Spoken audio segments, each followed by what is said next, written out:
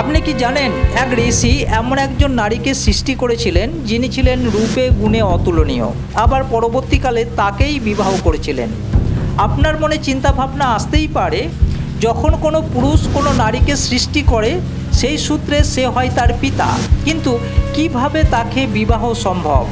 সেই ঘটনাচক্রেই ঢুকবো, সঙ্গে থাকবেন। এই নারী হলেন লোপামুদ্রা। এই গল্পের শুরু অগস্ত্য ঋষিকে ঘিরে।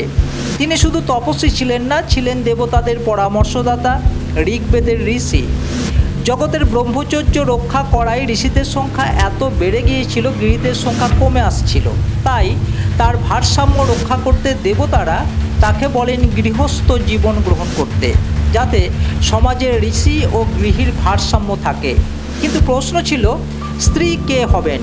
তখন অগস্ত্য সিদ্ধান্ত নেন এমন একজন নারী চাই যিনি হবেন সুন্দরী, গুণবতী, ধার্মিক আর তার তপস্যার সঙ্গী। তপস্যার বলেই তিনি সৃষ্টি করলেন এক নারীর রূপ।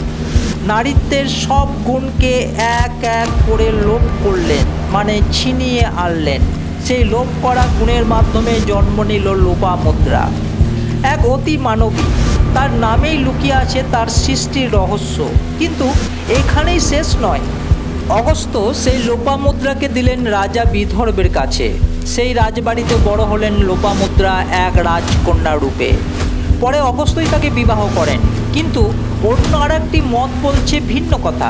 ঋগ্বেদ ও মহাভারতের শান্তি পর্বে বলা হয় লোপামুদ্রা ছিলেন আদতেই এক রাজকন্যা, রাজা বিদর্ভের কন্যা, যিনি বড় হয়েছিলেন জ্ঞানে ও সৌন্দর্যে। তিনি নিজের ইচ্ছাতেই অগস্ত্যকে স্বামী হিসাবে গ্রহণ করেন। আরও আশ্চর্য, ঋগ্বেদের কিছু স্তোত্র লোপামুদ্রার নিজের লেখা। তার এবং অগস্ত্যের কথোপকথন আজও পাওয়া যায় বৈদিক গ্রন্থে।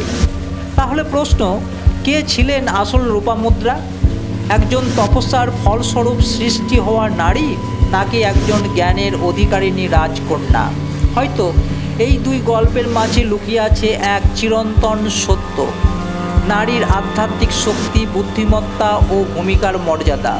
শুধু পুরাণ নয়, আজও সমাজের প্রাসঙ্গিক। কমেন্টে আপনারা শুধু এতটুকুই জানাবেন, লোপামুদ্রাকে বিবাহ করা কি অগস্ত্যের উচিত ছিল? ধন্যবাদ।